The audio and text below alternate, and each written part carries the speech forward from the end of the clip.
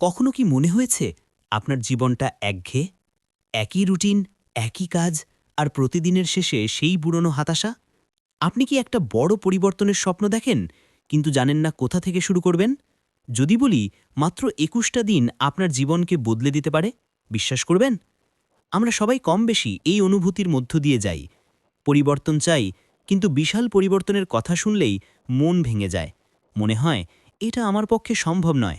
এই বিশালতার ভয়ে আমরা ছোট ছোট পদক্ষেপ নেওয়া থেকেও পিছিয়ে পড়ি, আর এভাবেই দিনের পর দিন আমাদের মূল্যবান সময়গুলো পেরিয়ে যায়। কিন্তু মনস্তত্ত্ববিদরা বলছেন, একটি নতুন অভ্যাস তৈরি করতে বা একটি পুরনো অভ্যাস ভাঙতে গড়ে ২১ দিন লাগে। ২১ দিন। এই সময়টা খুব বেশি দীর্ঘও নয়, আবার এতটাই কম নয় যে কোনো পরিবর্তনই সম্ভব নয়। এটা একটা ম্যাজিক নাম্বার, যা আপনাকে নতুন কিছুর বীজ বপন করার সুযোগ দেয়।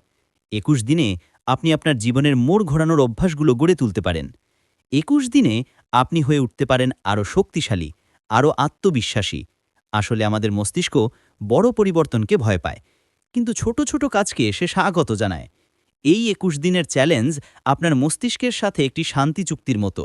আপনি বড় কিছু নয়, বরং শুধু আজকের দিনটি নিখুঁত করার দিকে মনোযোগ দেবেন।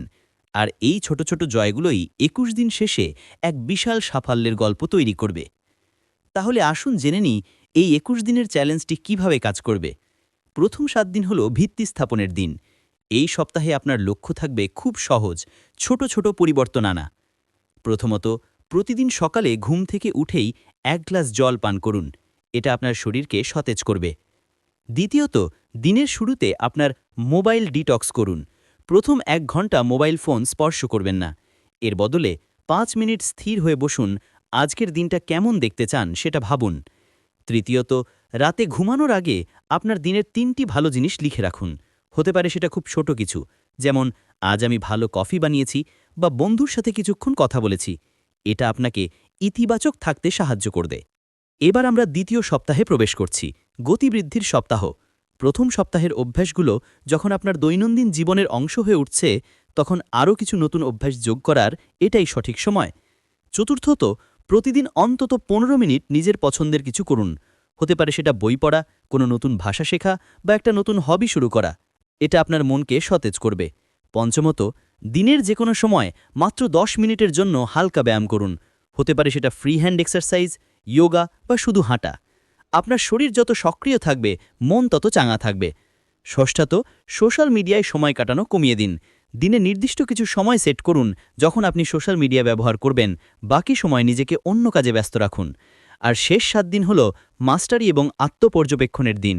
এই সময়টায় আপনি আপনার তৈরি করা অভ্যাসগুলোকে আরও পোক্ত করবেন এবং নিজেকে প্রশ্ন করবেন, আমার আর কি পরিবর্তন প্রয়োজন। সপ্তমত, প্রতিটি কাজ করার আগে কেন করছি এই প্রশ্নটা নিজেকে পড়ুন। আপনার উদ্দেশ্য পরিষ্কার থাকলে কাজটা আরও অর্থপূর্ণ হবে।